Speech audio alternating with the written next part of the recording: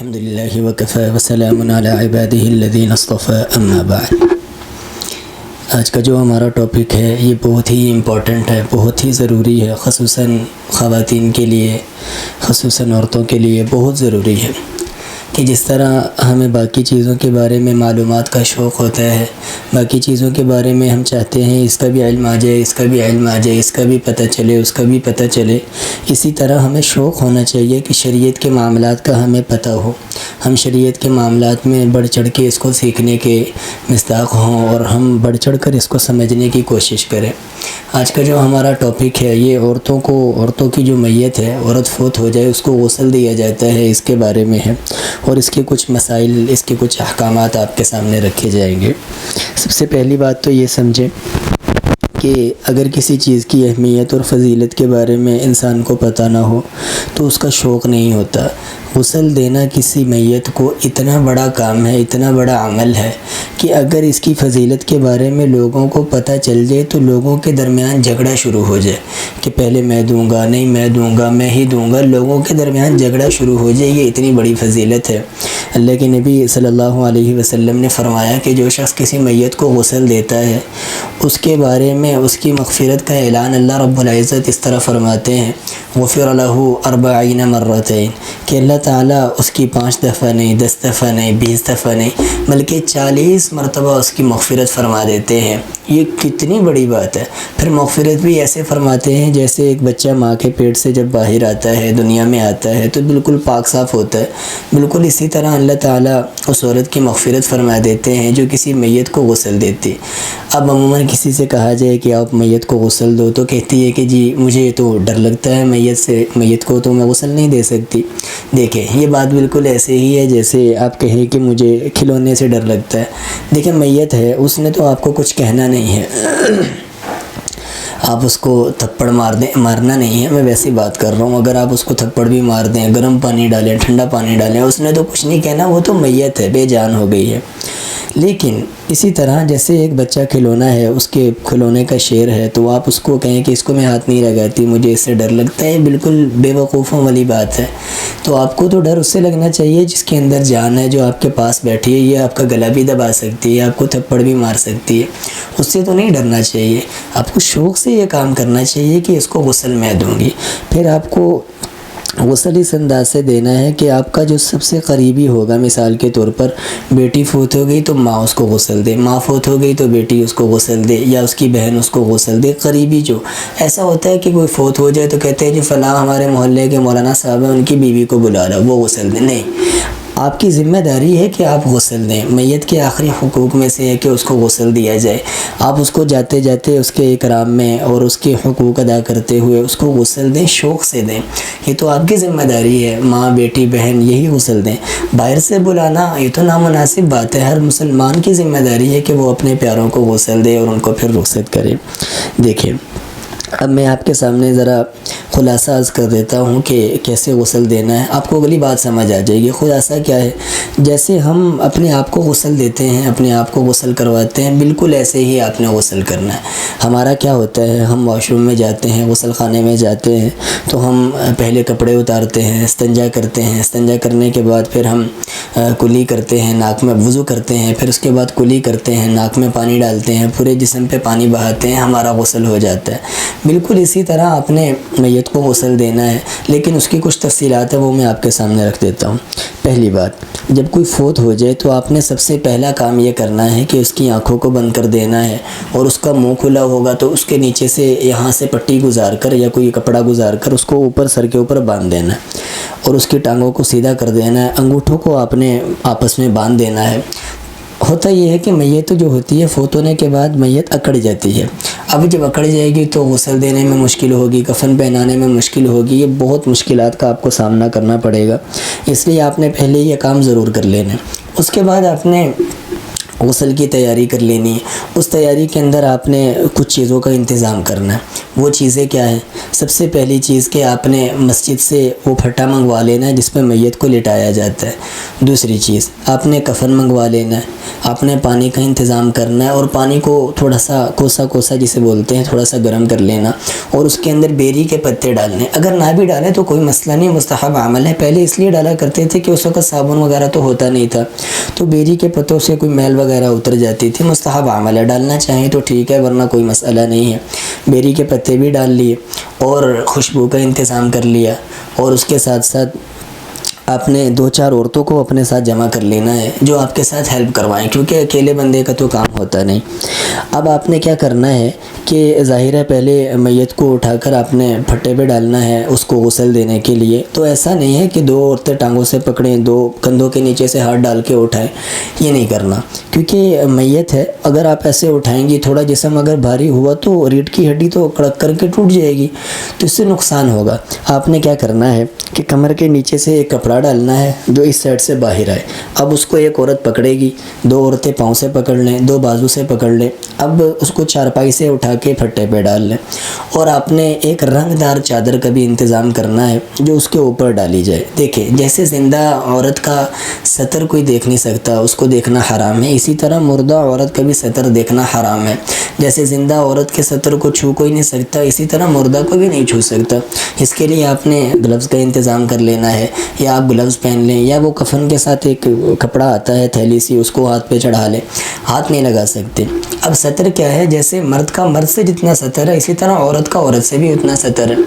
اب مرد کا مرد کے ساتھ سطر ہے ایک ناف سے لے کر گھٹنوں تک۔ آپ نے چادر اس انداز سے ڈالنی ہے کہ ناف کے تھوڑا اوپر ہو، اگر سینہ بند ہو جائے تو بہت اچھی بات ہے، لیکن اگر نہ ہو کپڑا اتنا ہے تو ناف کے اوپر تک اور گھٹنوں کے نیچے تک ہی آپ نے کپڑا ڈال لینا ہے۔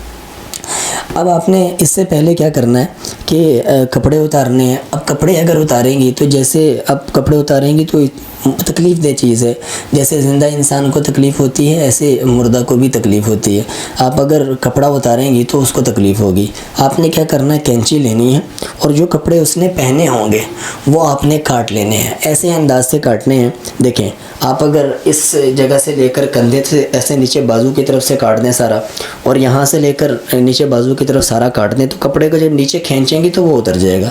اسی طرح آپ نے کپڑوں کو اتار لینا ہے کینچی سے کاٹ کے۔ پھر بعض لوگوں کا یہ ذہن ہوتا ہے کہ جو صابن اس کی میت پہ استعمال ہوا وہ تو پھینک دو جی، وہ تو استعمال نہیں کرنا، اور جو چیزیں اس کی جو بالٹی استعمال ہوئی وہ بھی پھینک دو جی، اب تو وہ استعمال۔ ایسی بات نہیں ہے، بے وقوفانہ یہ حرکت ہے، ایسا نہیں کرنا۔ آپ وہ صابن گھر میں دوبارہ استعمال کر سکتی ہیں، وہ بالٹی استعمال کر سکتی ہیں، وہ چیزیں آپ استعمال میں لا سکتی ہیں۔ دیکھیں اگر یہ چیزیں میت کے ساتھ جو لگی ہیں، یہ جو آپ اتار کے پھینک رہی ہیں، تو اس کے ساتھ تو زیورات بھی لگے تھے، جو اس کے مال تھا وہ بھی لگا تھا، اس کے کپڑے بھی لگے، وہ تو آپ نے رکھ لیے۔ زیور بھی پھینک دیتی آپ، کپڑے بھی پھینک دیتی آپ، پیسے بھی پھینک دیتی، وہ کیوں نہیں پھینکے؟ جس طرح وہ رکھ سکتی ہیں ایسے یہ بھی استعمال میں لایا جا سکتا ہے۔ یہ ایک بیوقوفانہ بات ہے کہ ہم وہ چیز پھینک دیں۔ اچھا، پھر آپ نے کیا کیا کہ کپڑوں کو کاٹ دیا، کپڑے اتار لیے۔ آپ نے جو انتظام کرنا ہے چیزوں کا، اس میں آپ نے روئی کا بھی انتظام کرنا ہے۔ روئی کا انتظام کیوں کرنا ہے وہ میں آگے جا کے بتاتا ہوں، وہ ابھی اچانک میرے ذہن میں آ گیا۔ کپڑے اتار لیے تو اب آپ نے اس کو وضو کروانا ہے۔ وضو کیسے کروانا ہے؟ اب ایسا ہے کہ آپ کلی نہیں کروا سکتے، آپ ناک میں پانی نہیں ڈال سکتے، ظاہر ہے میت ہے وہ باہر تو نہیں نکال سکتی، وہ تو اندر چلا جائے گا، اور پانی اندر جانے کی وجہ سے میت پھول بھی جاتی ہے، اس کا خیال کرنا ہے۔ اب آپ کیسے کروائیں گی؟ دیکھیں آپ نے وضو میں تو صرف فرائض کو ادا کر لینا ہے، منہ دھلوا دیں، بازو دھلوا دیں، مسح کروا دیں اور پاؤں دھلوا دیں، ٹھیک ہے، وضو ہو گیا۔ آگے آپ نے کلی کروانی ہے، استنجا کروانا ہے۔ اب استنجا کیسے کروانا ہے؟ وضو سے پہلے استنجا کروانا ہے، تو استنجا کیسے کروانا ہے؟ ٹشو کا انتظام کرنا ہے۔ پہلے مٹی کے ڈیلے ہوتے تھے، اب تو ظاہر ہے ان سے نہیں کر سکتے، مشکل ہو جاتا ہے، یا شہر میں کہاں آپ کو مٹی کے ڈیلے ملیں گے، تو آپ نے ٹشو کا انتظام کرنا ہے، اور تھوڑی سی بے شک آپ ٹانگیں اوپر کی طرف کر کے آپ ان کو استنجا کروا سکتے ہیں، اور اس کو پھر آپ پھینک دیں۔ پھر آپ نے اس کے بعد وضو کروانا ہے، وضو کا طریقہ میں نے آپ کو بتا دیا۔ پھر آپ نے اس کے بعد غسل کروانا ہے۔ اب غسل کا طریقہ کیا ہے؟ آپ کلی نہیں کروا سکتی، ناک میں پانی نہیں ڈال سکتی تو کرنا کیا ہے، آپ نے روئی لینی ہے، اس کو گیلا کرنا ہے، تھوڑا سا اس کے اندر اس کو نچوڑ لینا ہے، اور اس پانی کو آپ نے اس روئی کو آپ نے میت کے ہونٹوں کے اندر اور دانتوں کے اوپر نیچے آپ نے اس کو مل دینا، یوں سمجھ لیں کہ کلی ہو گئی۔ پھر آپ نے ناک میں اسی طرح روئی کو گیلا کر کے ناک کے اندر پھیر لینا ہے، اور یہ سمجھ لینا ہے کہ ناک میں پانی چلا گیا، ہم نے ناک ان کا صاف کروا دیا، جس طرح ہم غسل میں کرتے ہیں۔ اب آپ نے اس کے اوپر پانی ڈالنا ہے۔ وہ پانی کیسے ڈالنا ہے؟ دیکھیے، پہلے آپ نے میت کے اوپر سے اس کے اوپر پانی ڈالنا ہے، بالکل سیدھی سائڈ سے پانی ڈالنا ہے۔ اگر میں یہاں پر کوئی چیز ہوتی میں آپ کو پریکٹیکل کر کے بتاتا، اب ہے نہیں تو آپ اسی طرح سمجھیں معذرت کے ساتھ۔ آپ نے پورے جسم کے اوپر پانی ڈالنا ہے، اور پھر اس کے بعد ان کو بائیں کروٹ پہ کرنا ہے۔ بائیں کروٹ پہ کر کے آپ نے اوپر سے پانی ڈالنا ہے، اور نیچے کمر کا جو حصہ ہے اس کو دھو لینا ہے، اور ایسے پانی آپ نے پاؤں کی طرف لے کر جانا ہے۔ پھر آپ نے ان کو دوسری سائڈ پہ کرنا ہے، اور اسی طرح دوسری سائڈ کو بھی کمر کے پیچھے سے دھو لینا ہے، اور پانی ایسے نیچے پاؤں کی طرف لے کر جانا ہے۔ سر کو دھو لینا ہے، اور سر کو آرام سے ملنا ہے۔ اتنی احتیاط کرنی ہے۔ دیکھیے ایک مسئلہ رہ گیا، احتیاط اتنی ہونی چاہیے کہ ناخن نہیں کاٹنا۔ آپ اپنے جسم کے جو بال، جو خاص بال ہوتے ہیں، ان کو نہیں ہاتھ لگا سکتے، ان کو نہیں کاٹ سکتے۔ بالوں کو آرام سے آپ نے ملنا ہے تاکہ کوئی بال نہ ٹوٹے۔ کوشش یہ ہونی چاہیے، کیونکہ اتنی احتیاط کرنی ہے۔ اب اس کا معاملہ اور اللہ کا معاملہ ہے، اس نے پہلے کیا نہیں کیا۔ اور دوسری بات، جنبی عورت یا کوئی حیضہ عورت ہے یا کوئی ناپاک ہے، تو اگر اس کے پیریڈ سے چل رہے ہیں تو وہ غسل نہیں دے سکتی، اس کو میت سے دور ہی رہنا چاہیے۔ پاک عورت غسل دے، اس کے بھی آپ ذہن میں رکھیے گا، اس کا بھی خیال رکھیے گا۔ اچھا، پھر آپ نے پانی بہا دیا۔ اب آپ نے کیا کرنا ہے کہ آپ نے پیچھے سے ذرا میت کو اوپر کی طرف اٹھا کے پیچھے کوئی ٹیک لگوا دینی ہے، یا کوئی پکڑ لے پیچھے سے، اور غسل دینے والی عورت ایسے آہستہ آہستہ ان کے معدے کو ملے، پیٹ کو ملے، تاکہ جو گندگی وغیرہ ہے وہ باہر نکل جائے۔ اور یاد رکھیں، یہ شروع میں جو میں نے آپ کو فضیلتیں بتائی ہیں نا، ان کے لیے یہ شرط لگائی گئی ہے کہ اگر کوئی عیب اس کا نظر آئے تو لوگوں کو نہ بتائے، لوگوں کو بالکل نہ بتائے۔ ہاں، خوبی نظر آئے، اگر مسکرا جائے چہرہ، یا چہرے کی نورانیت کھل اٹھے، یا خوشبو آنے لگ جائے میت سے، تو یہ چیزیں لوگوں کو بیان کریں، لوگوں کو بتائیں، تاکہ اس کی مرنے کے بعد لوگوں کے دلوں میں اس کی اہمیت آئے اور اس کی خوشی آئے، اور لوگ اس کی تعریف کریں۔ یہ چیز کا خیال رکھنا ہے۔ فضیلت تب ملے گی جب ان شرائط کا خیال رکھیں گی۔ اچھا چلیں، پھر آپ نے ان کو پورے جسم کو دھو دیا۔ اب آپ نے ان کا پیٹ ملنا ہے، جو بھی معدے کے اندر کوئی پیشاب پخانہ ہو وہ اس وقت نکل جائے تو اس کو دھو لینا ہے۔ اگر نہیں ہوگا تو بعد میں آپ جب کفن رکھیں گی تو اس وقت اگر نکل گیا تو کفن بھی خراب ہو جائے گا، اس لیے آپ نے اس چیز کا خیال کرنا ہے۔ کفن کس طرح تیار کرنا ہے؟ مرد کے کفن کے 3 کپڑے ہوتے ہیں، عورت کے کفن کے 5 کپڑے ہوتے ہیں۔ اب وہ 5 کپڑے کیا ہوتے ہیں، پہلے میں ان کا خلاصہ بیان کر دیتا ہوں۔ ایک ہوتی ہے بطور قمیض، ایک بطور شلوار، ایک سینہ بند، ایک دوپٹہ، اور ایک وہ کپڑا ہوتا ہے جس میں پوری عورت لپیٹی جاتی ہے۔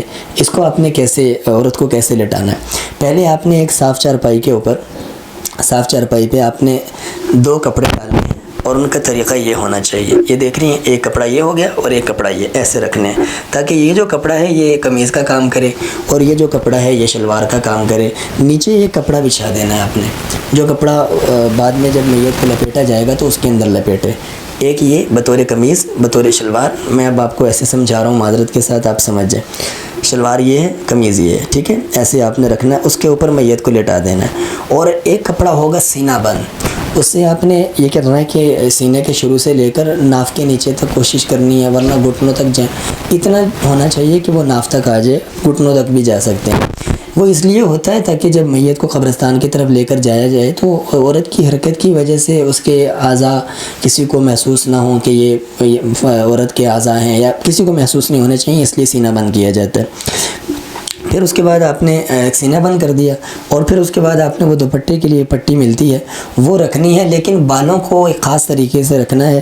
پیچھے سے سارے بال آپ نے آگے لے آنے ہیں، اور اس کے آگے سینے کے اوپر اس کو جمع کر دینا ہے، ان کو گرا نہیں لگانی، یا جو بھی اس طرح نہیں کرنا، بس آگے جمع کر دینا۔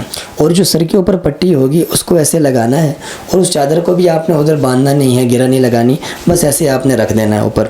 اور پھر جو قمیض کا کپڑا ہوگا، شلوار کا جو کپڑا ہوگا، ان کو ایسے ایک طرف سے اندر کر کے اور دوسری طرف سے بھی اس سائڈ پہ اندر کر کے، پھر آپ نے وہ جو باہر کا کپڑا ہے اس کو بھی رکھنا ہے، اور باہر کا جو کپڑا ہوگا اس کا خیال کرنا ہے کہ وہ سر سے باہر ہو اور ٹانگوں سے باہر ہو، تاکہ بعد میں اس کو باندھا جا سکے۔ پھر اس کپڑے کو بند کرنا ہے، اور پاؤں کی طرف بھی گرا لگا دیں اور سر کی طرف بھی گرا لگا دیں، درمیان سے آپ کھول سکتی ہیں تاکہ کوئی بعد میں عورت اس کو دیکھنا چاہے تو وہ دیکھ لے۔ یہ ایک خلاصہ میں نے آپ کے سامنے رکھا اور کچھ تفصیل آپ کے سامنے رکھی، اور اس کو خوشبو لگائی جائے گی۔ معذرت کے ساتھ کچھ چیزیں بعد میں یاد آ رہی ہیں۔ اس کو خوشبو لگائی جائے گی۔ خوشبو کیسے لگائی جائے گی؟ وہ اعضاء جو سجدے کے اندر استعمال ہو رہے تھے ان اعضاء میں خوشبو لگائی جائے گی۔ کیسے لگائی جائے گی؟ دیکھیں، ماتھا، ناک، ہاتھ کی انگلیاں، گھٹنا، پاؤں کی انگلی، یہاں خوشبو لگانی ہے۔ اب دیکھیں کتنا اعزاز اللہ رب العزت نے دیا ہے مرنے والے کو، کہ دنیا میں آپ نے اگر ایک سجدہ بھی کیا ہے تو آپ کو میت، جب آپ مردہ ہوں گے، میت ہوگی، تو اس وقت آپ کی اللہ رب العزت نے ان جگہوں پر خوشبو لگائی۔ کتنا اعزاز اللہ نے آپ کو دیا۔ اب دیکھیں، سرخی لگاتی ہیں، لالی لگاتی ہیں گالوں کے اوپر اور چمکنے کی کوشش کرتی ہیں، ان کی تو کوئی اہمیت ہی نہیں رہی۔ اللہ نے ان جگہوں پر خوشبو لگائی ہے جو جگہ سجدے میں استعمال ہوتی تھی۔ یہ کتنی فضیلت کی بات ہے۔ پھر آپ دیکھیں، اللہ نے مرتے ہوئے بھی عورت کے سینے کو ڈھانپا۔ دنیا میں عورتیں سینہ نہیں ڈھانپتی، سینہ تان کے چل رہی ہوتی ہیں۔ اللہ نے مرتے وقت بھی عورت کے سر کو ڈھانپا۔ دنیا میں سر ڈھانپ کر نہیں چلتی، اس کا خیال کرنا ہے۔ یہ وہاں آپ کو چیزیں سیکھنے کو ملیں گی جب آپ کسی کو غسل دے رہی ہوں گی۔ میں نے آپ کو پہلے بتایا کہ چیز سننے سے سمجھ نہیں آتی۔ آپ روٹی کے بارے میں سنیں کہ پیڑا ایسے بناتے ہیں اور ایسے ایسے، پھر اس کو بعد میں کیا جاتا ہے، پھر اس کو توے پہ ڈالا جاتا ہے۔